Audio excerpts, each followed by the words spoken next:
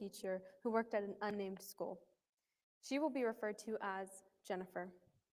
This teacher's mental and physical health was disregarded while being paid almost the same amount of money as an average McDonald's employee. Jennifer was required to work at the same level of responsibility as the vice principal, but was also managing her own classroom. In addition, the principal refused to let her access IEPs in order to understand where students needed guidance in the classroom. A portion of the classroom struggled because Jennifer was unable to properly assist them. Jennifer was also interrupted frequently by what is called a senior teacher. This senior teacher repetitively came into Jennifer's classroom to pull out students for random lunch dates or walks around the school with no prior communication.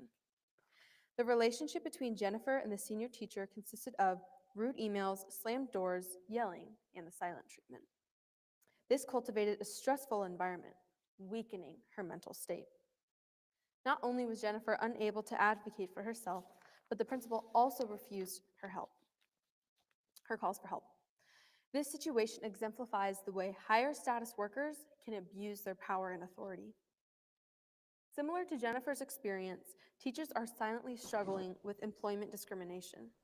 Teachers struggle within the politics of their school due to unsupportive principals and dishonest staff members. This harms teachers mentally and also makes them less effective in the classroom due to this added pressure. Studies show that 49% of teachers nationwide have quit due to discrimination in the workplace. Okay. Discrimination, lack of escape and comfort in the workplace, and lack of pay causes teachers to burn out. It may lead them to resign. Due to the rising teacher shortage in the school system caused by burnout, the amount of stress should be reduced for teachers. All around the world, teachers are quitting because they are heavily unsupported in the education system. 8% of teachers quit every year. 55% of teachers say they'll leave sooner than initially planned due to burnout and lack of fulfillment in their position. They are unsupported in that their bosses overlook them, parents manipulate them, and students disrespect them. Repetitive events like the previous examples cause teachers to burn out. Burnout in any workplace is overexhaustion, both emotionally and physically. The term burnout originated in the early 1970s by a man named Herbert Freudenberger.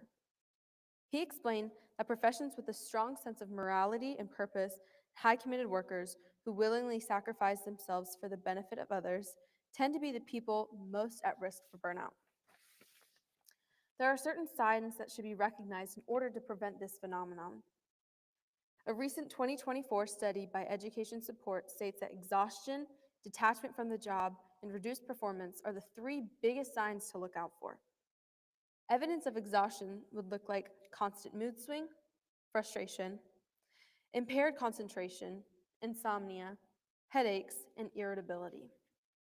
Detachment in the classroom would resemble cynicism and pessimism towards teaching, the school, and the students. Teachers experiencing burnout are said to avoid contact and involvement with others. Events that once brought them joy no longer provide pleasure.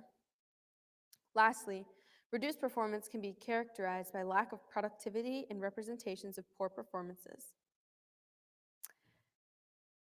55% of all staff say their organization's culture has a negative effect on their well-being.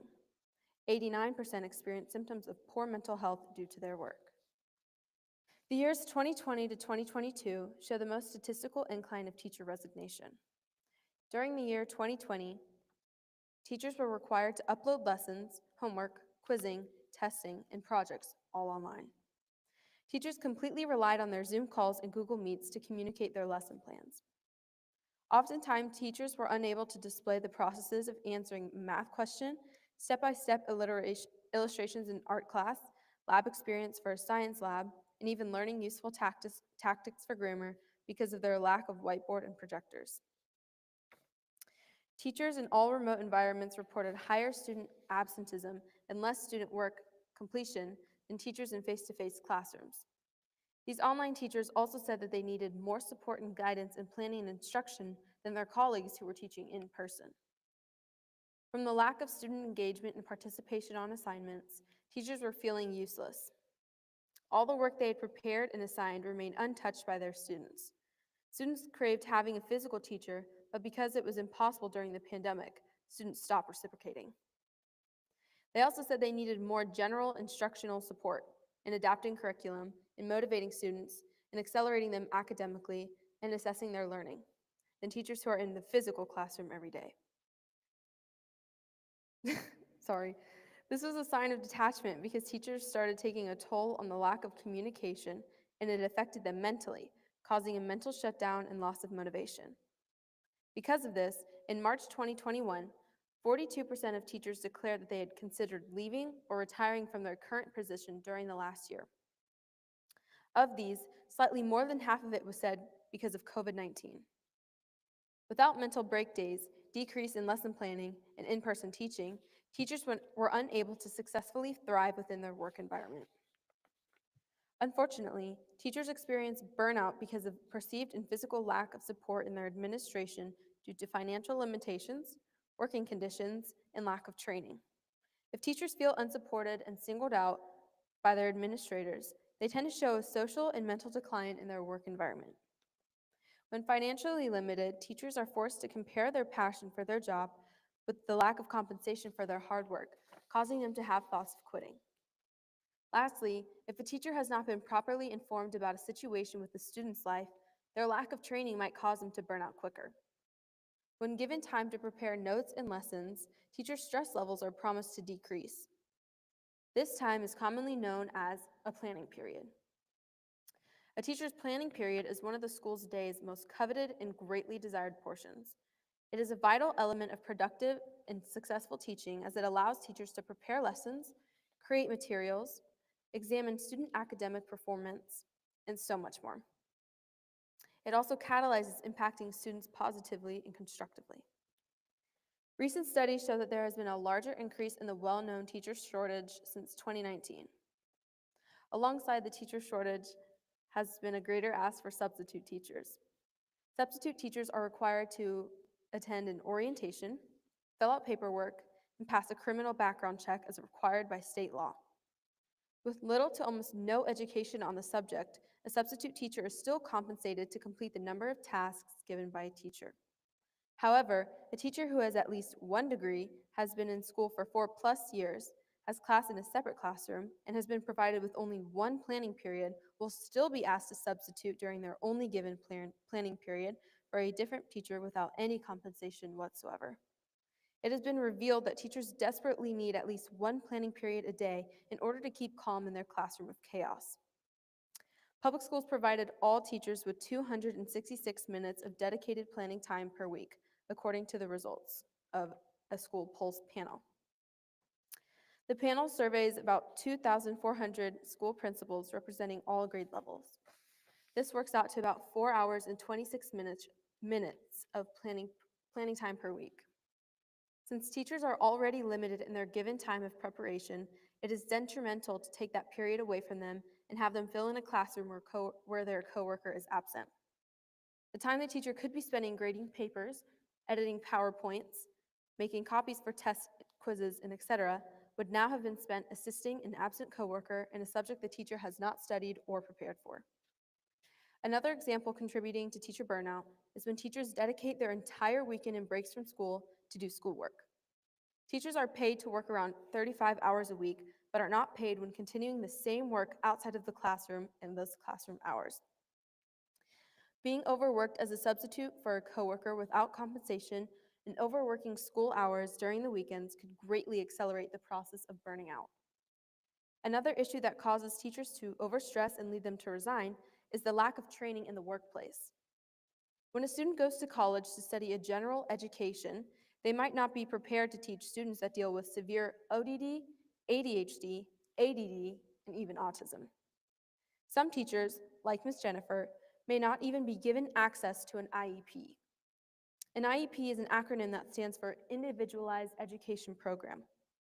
With full inclusion becoming the norm in most school districts around the country, general education teachers who may not have previously had to think about IEP goals or accommodations now have to take the IEPs of students into consideration while planning instruction.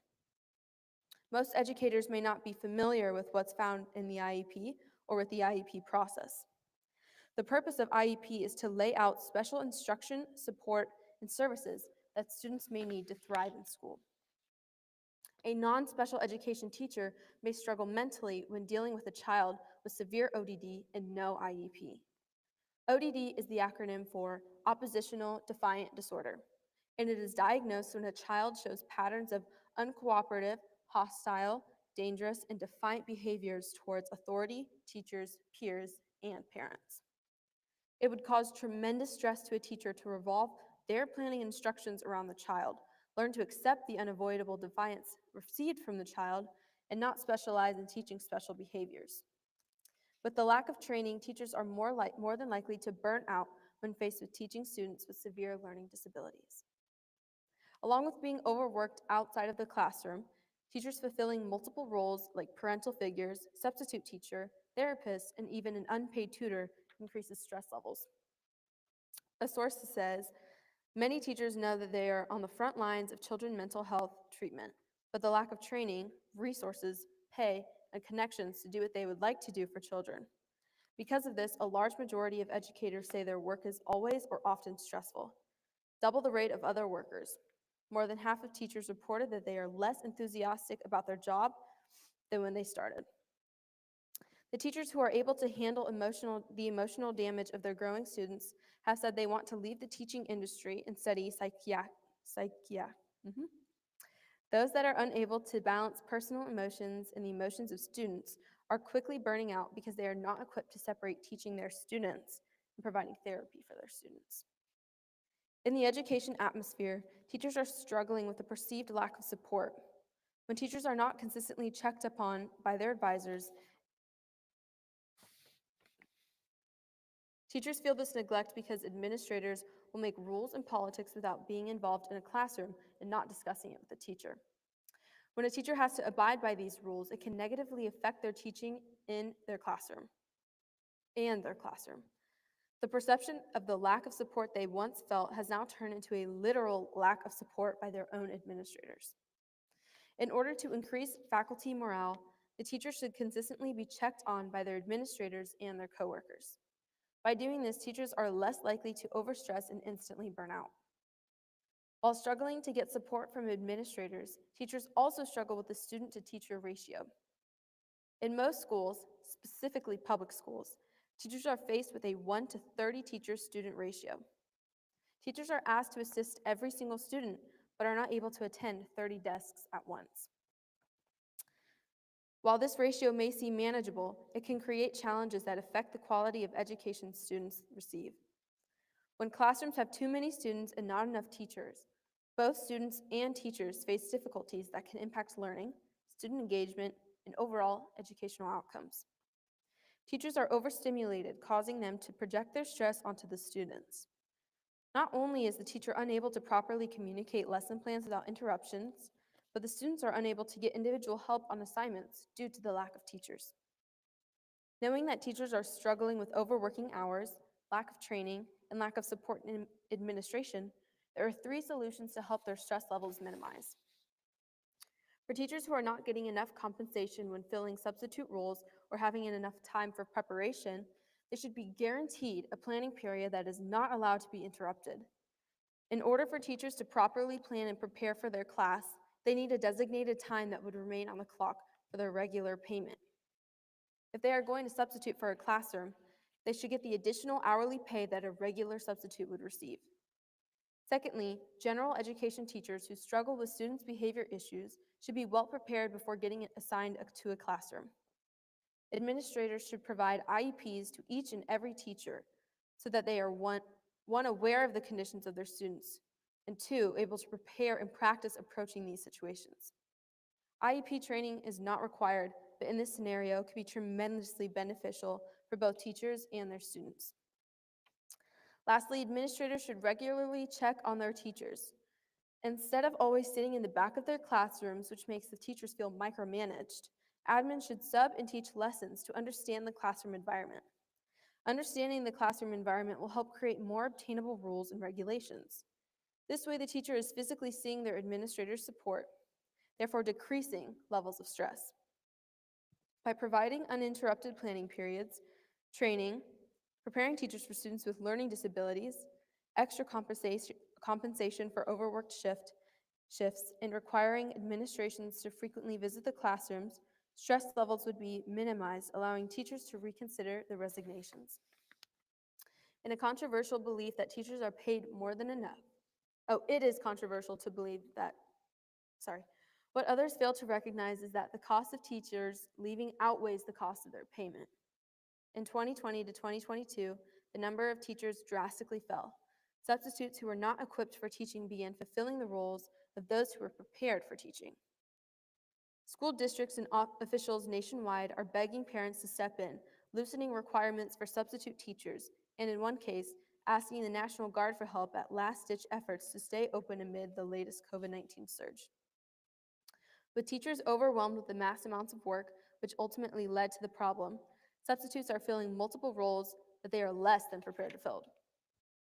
While it is difficult enough to seek substitute teachers who are willing to fulfill the roles in a general education classroom, it is even more challenging to find substitutes for a special education classroom.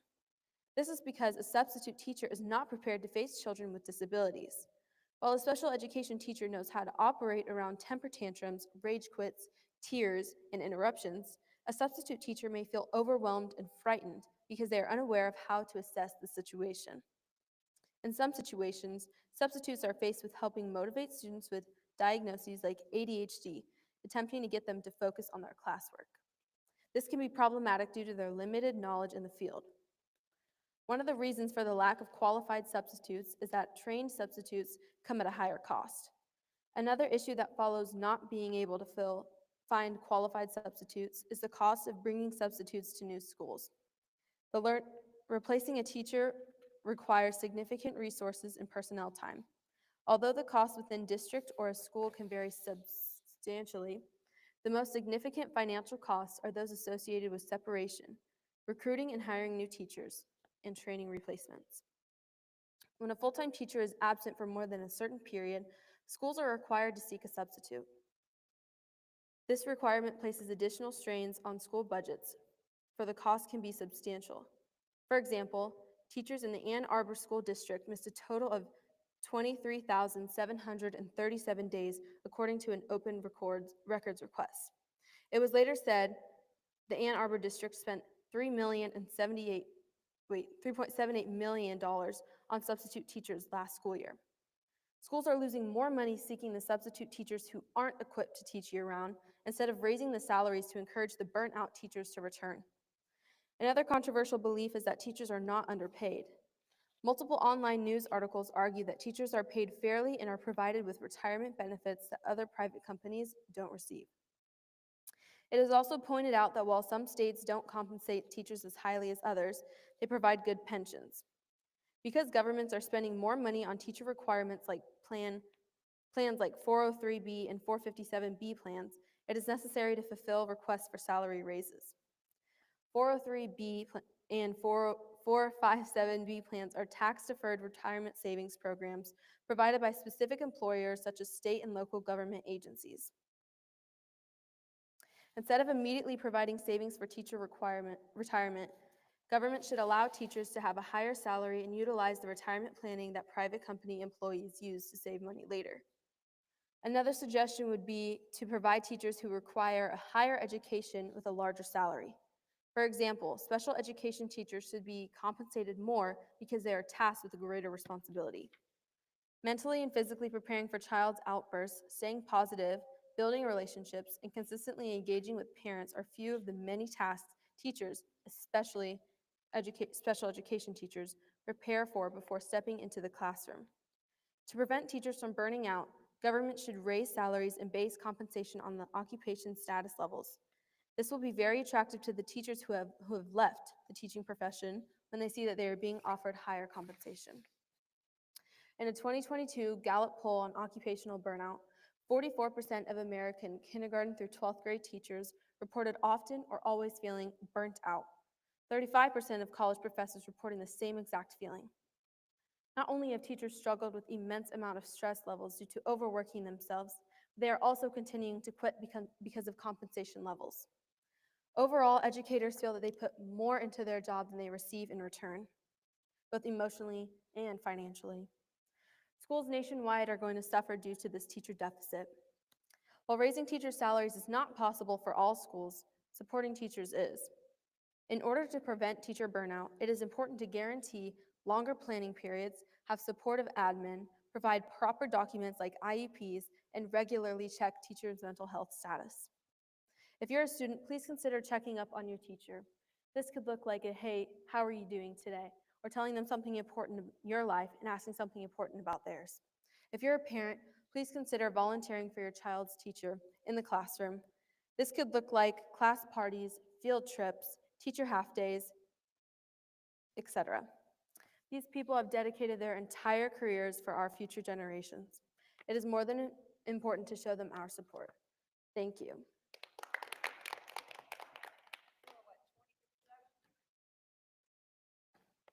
I don't know. Same thing with Emily. I might try to make like maybe one paragraph a little bit more concise or trying to eliminate maybe one paragraph so that way it'll give you more buffer room to add more pop. Okay. You're right on target. Let's see. Some things that I saw that you did really well. Obviously, your movement was good, especially after I asked you to kind of slow down a bit. You were slow, which is kind of like pacing back and forth. But in the beginning, this will be, let me see, I don't even remember where it was. I think it'll be more impactful if you stand right here in the center, like in front of the podium, and you, gosh, I don't even remember where it was. But if you stand still when you're making your plea, where does your next piece start? This is all your exordium? That's a long. No, it ends. Like, I don't see your okay, okay. No, Okay, sure. okay. I didn't see that. I was about to say, that's a long introduction. Okay, it was somewhere in here. Okay, maybe here. Instead of walking, they're talking about the relationship between Jennifer and the senior teacher. Oh, Stand still. still. Just considered a rude email, slamming the doors, y'all. Like, not y'all, but, you know, just Yes. kind of like, Engagement. like, yeah, it'll help Okay. engage more. And then also at the very end, the same type of thing. Come stand here again at the center when Okay. you're giving your plea, like, when you're trying to tell, like, you're pleading with them on how to help teachers and you're talking to the students. So this is going to be more personal. So say, if you're a student, please consider checking up on your emails daily or weekly. This could be, you standing still. This could be a good morning. How are you? You know, this could be da da da da. If you're a parent, please, like, kind of like use your hands like you're begging and you're pleading with them, but kind of standing still to do that. I think it's more impactful just to add those little tweaks. Okay. Yep. Thank you. Good job. I'm definitely taking out so many of those quotes. From the content, one thing I want you to do, you do not have to resubmit this to me. Okay. I want you to work on also synonyms and pronouns for teachers. Yeah, so either educators, instructors, let's see, I don't know, staff member, I don't know, however you want to try to use pronouns. They, instead of using teachers over and over and over and over on the same, back to back to back.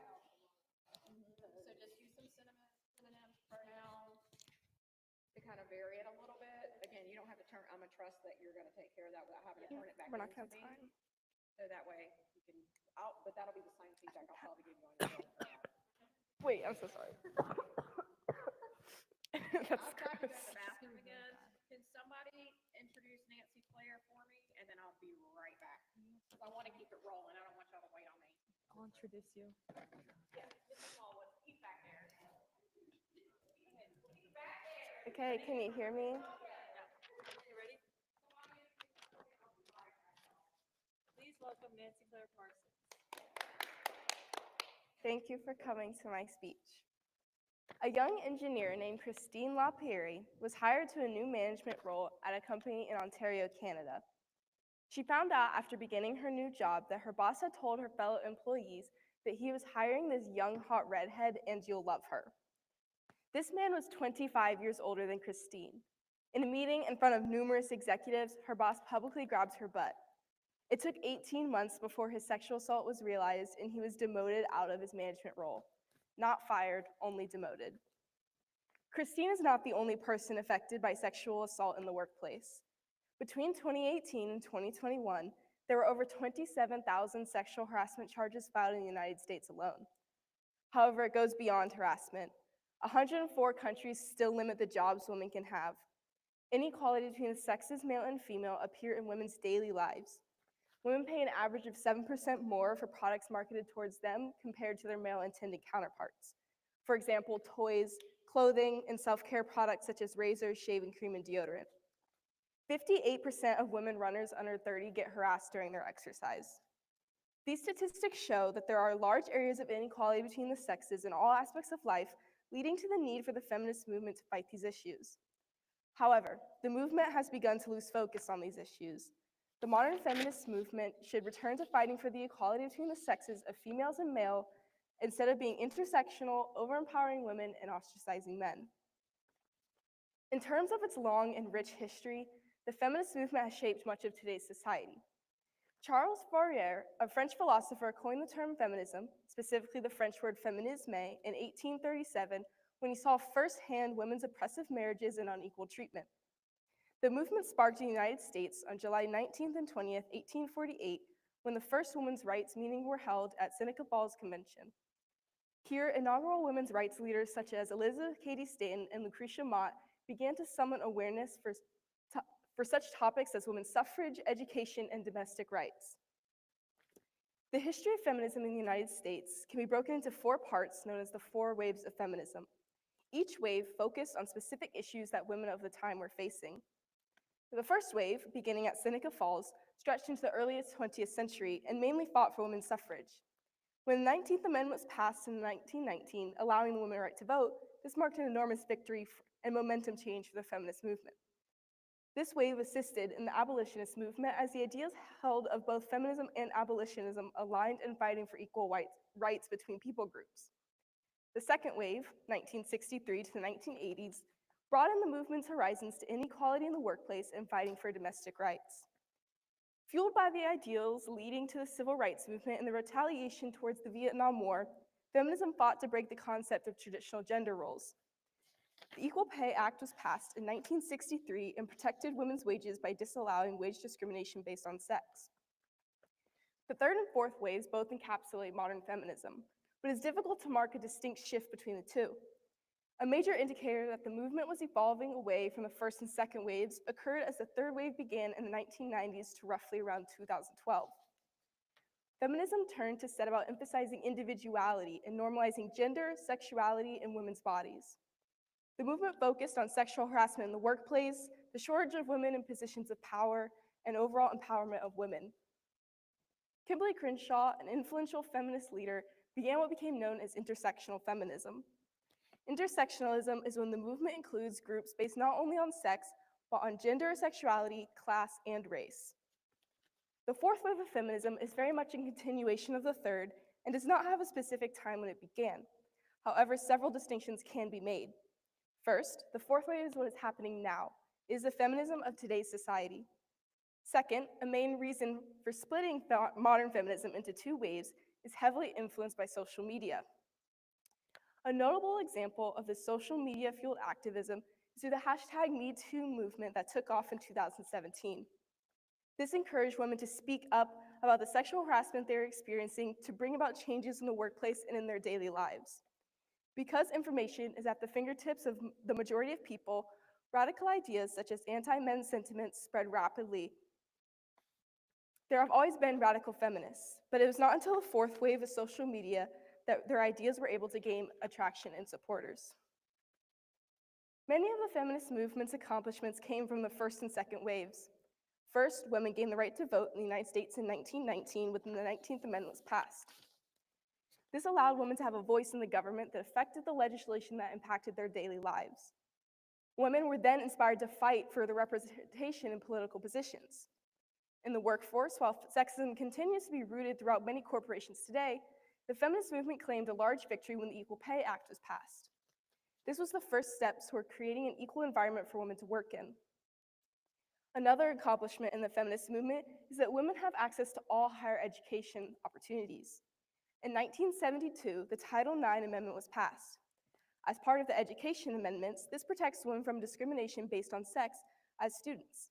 Most notably today, this aids women in athletics, but additionally, the amendment allowed female students to receive equal financial aid opportunities, be protected from discrimination during admittance, and protection from sexual harassment while receiving their education.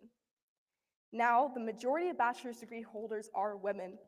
This shift was first seen in 2017 with 57% of bachelor's degrees received that year belonging to women. The feminist movement has been a vital part of past change and has accomplished great progress in the lives of women.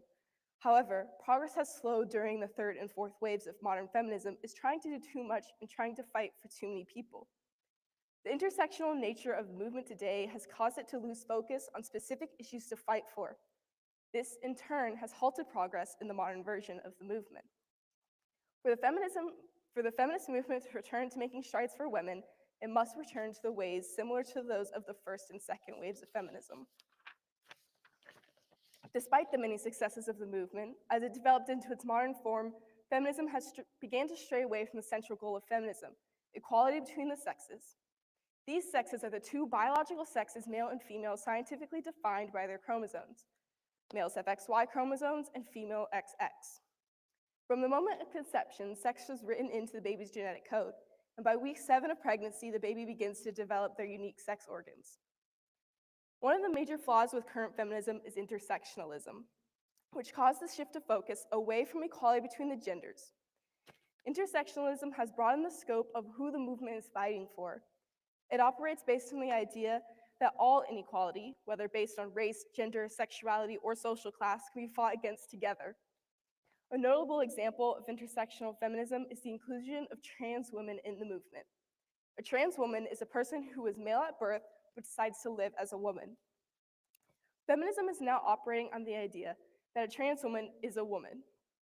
This is an issue because much of what feminism has and should stand up against has to do with the biological aspect of being female.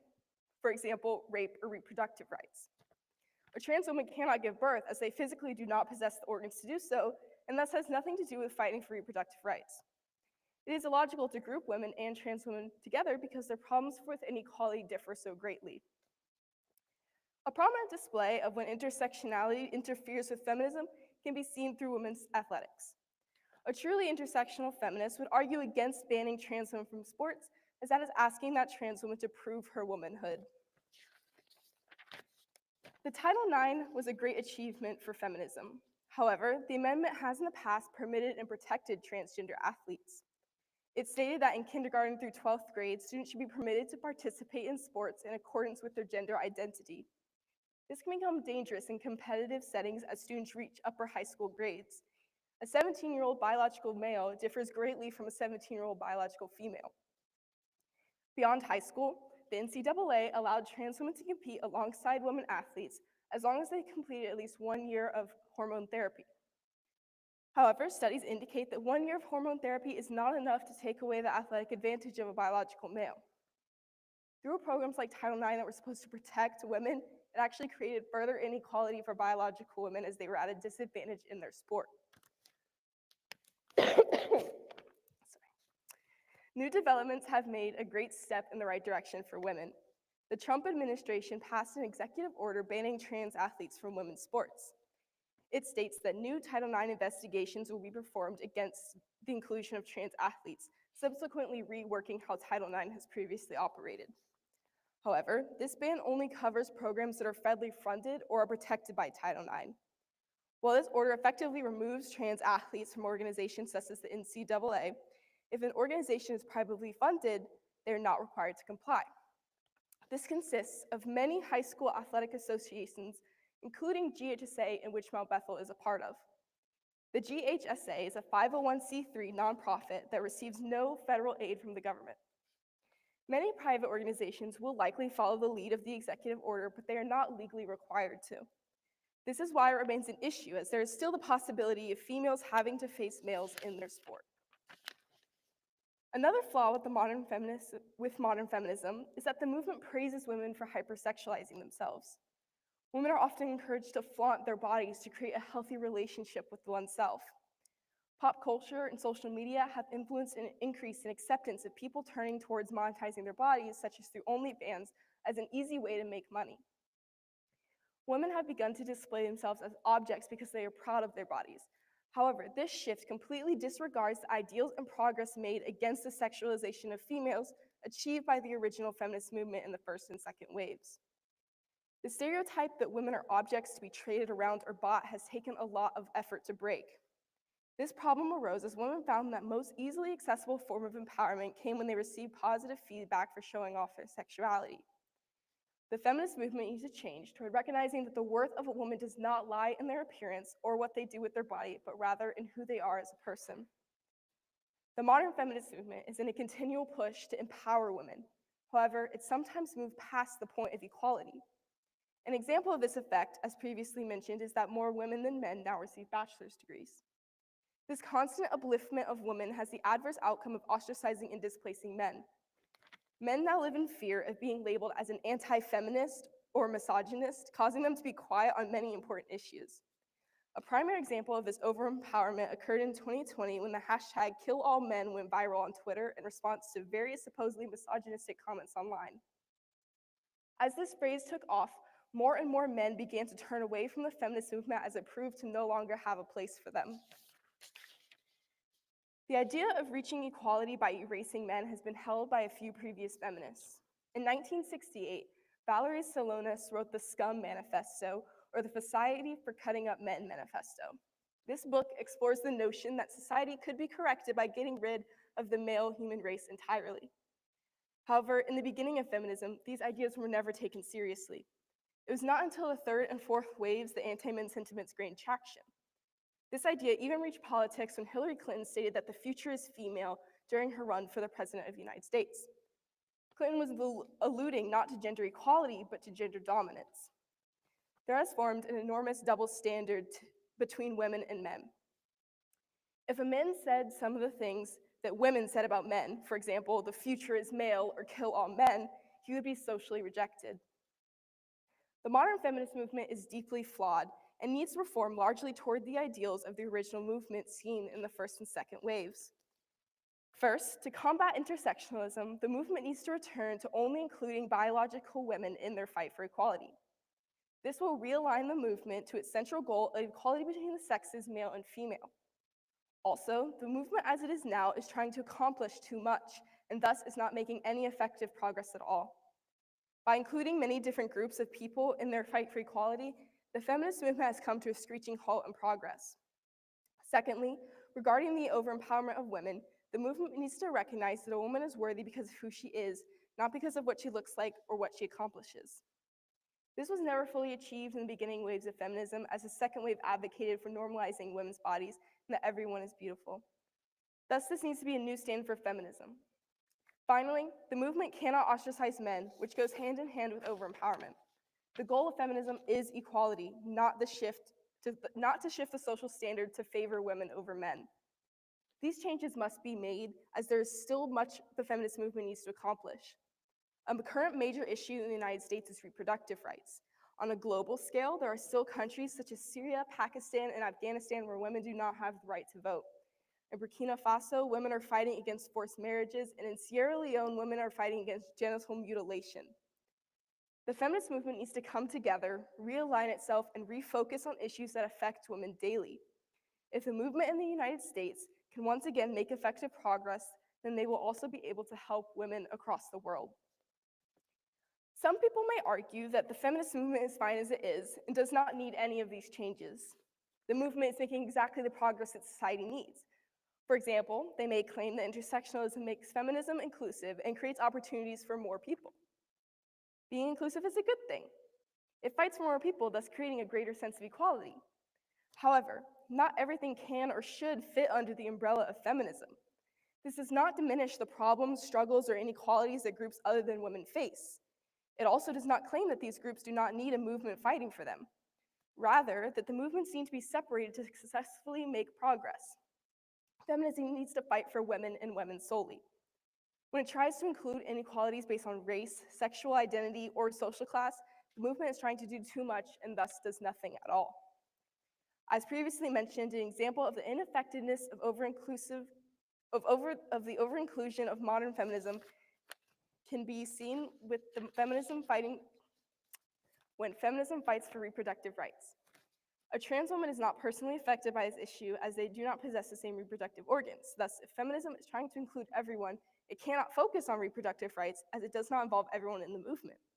The movement is thus best served only including fighting for women's rights if it wants to make progress in such areas as reproductive rights. Another claim can be that overempowering women should be a good thing. They should continue to be uplifted and supported in every aspect of their lives. However, this constant pro-woman mentality risks a shift to the opposite extreme of men facing unequal treatment. Anti-men is subsequently anti-feminist. Feminism needs to fight for equality, not superiority. An example of how this overpowerment has had an inverse effects on the goal of feminism is through the hashtag #KillAllMen, which went viral in 2020. While some women would claim that the hashtag was simply a way to get the point across and should not be taken seriously, anti-men sentiments gained traction whether that was the intention or not.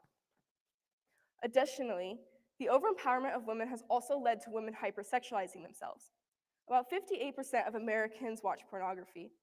There has been a rise of what is called feminist pornography. It emphasizes female sexual agency, embracing differences amongst women, and the fact that they chose to create.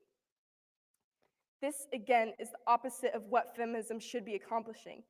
Women should be praised for their intellect, achievements, and contributions, not that they are willing to flaunt themselves because they are proud that they are female, even if it is just in front of other women. Some people may believe that feminism needs to keep its strong approach to achieve true equality. There are still areas in which women face unequal treatment, such as in the workplace with unequal pay and job advancement opportunities, and feminism needs to be radical to actually make a difference. While it is true that there are still areas that need improvement that are likely to only be brought by the feminist movement, there are some aspects of life where men and women will never be equal. Men and women are in fact different. They will never be physically or psychologically equal. Physical differences are the most obvious. Men are naturally taller, stronger, and faster than women. This provides a natural advantage for men in areas such as sports. The psychological differences can be harder to see. However, there are many ways in which the male and female brain act very different from each other. For example, men have a better working memory and visual-spatial skills, while women have a better long-term memory and are better at reading and writing comprehension. Each sex has different and distinct biological inclinations. Males are naturally the providers, and females are naturally more oriented towards children, family, and relationship. While both sexes are fully capable of performing both duties, these differences cannot be ignored in the search for equality as they are written into each person from as early as 2 to 3 months old. Men and women may never fully be equal solely because they have important differences from each other. However, this is a good thing, as each sex has something they are better at and more predisposed to. These differences do not mean that one sex is better than the other, but rather that it is important to continue to embrace the natural differences between the sexes to seek the fight for equality. The movement has made astounding progress in the lives of women. However, it is now harming itself. It has become over-inclusive, idolizes women, and puts down men. By being intersectional, feminism includes fighting for groups other than just women. However, this causes a lack of steady progress as the movement tries to accomplish too much. Furthermore, there is the potential for conflicting interests, as seen in the previous example of trans athletes interfering with women's sports. Just last year, on our very own campus, a female Mount Bethel student was faced with the challenge of competing in a tennis match against a biological female who's taking testosterone in order to transition into a male. The match was completely unbalanced and unfairly won by the opposing athlete. Feminism needs to take a stand and put an end to scenarios like this where young female athletes are faced with gender discrimination. Modern feminism also has a habit of sexualizing women and overempowering them. Women are valuable not because they are women, but because they are human. The overempowerment of women often leads directly to ostracizing men.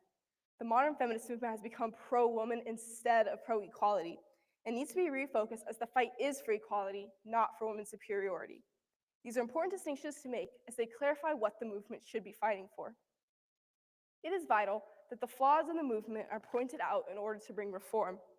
There's still progress that needs to be made, progress which can only be accomplished through the revision of the modern feminist movement. Women in the United States face continued misogyny in their daily lives, affecting their careers and overall well-being. Across the globe, there are still women who do not have the right to vote or even basic domestic rights. People need to speak up and bring light to these issues that go against what feminism should be. This can be done through online petitions, local or virtual feminist groups, or social media. If we amend the way we think about feminism, progress can be resumed. The modern feminist movement has strayed away from its original goal of fighting for equality between the sexes male and female and must return to this purpose. Thank you.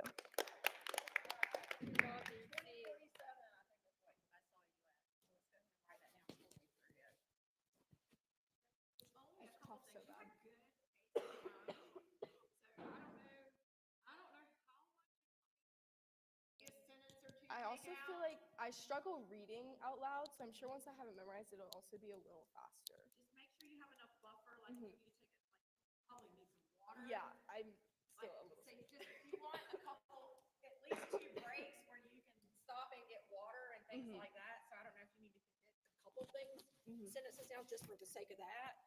Also, there was something you said. I was like, "God, she needs a breath."